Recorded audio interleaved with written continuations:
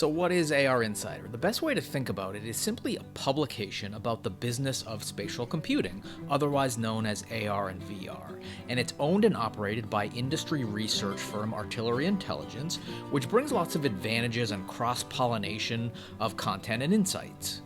So starting with the publication itself, we publish lots of narratives and do so daily, and that includes executive interviews and trend analysis and lots of multimedia. But importantly, we don't cover news, and there are lots of others out there that already do that really well, but rather daily deep dives into strategic narratives about the business of spatial computing. And the goal there is to be really more of a magazine-style publication in terms of scope and style. So in other words, think of weekly or bi-weekly magazines like The Atlantic or The Economist. You're not going to really find news coverage, but instead lots of analysis and insights that are based on news and industry happenings, but not news per se. And also, like a magazine has departments, like features and front of the book sections for shorter digestible pieces, that manifests for us in different formats that we publish consistently on different days of the week. And that's really to engender a certain cadence or rhythm for you, the reader, to expect.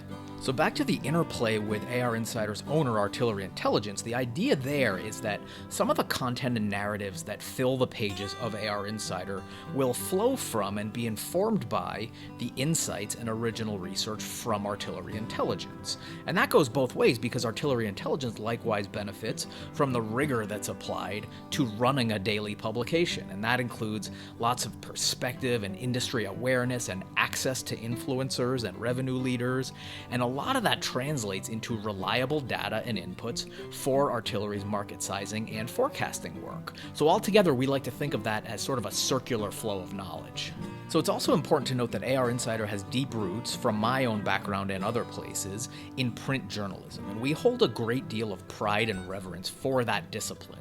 So we follow the Society of Professional Journalists Code of Ethics, which involves lots of key rules and ethical practices, such as disclosure protocols, among other things.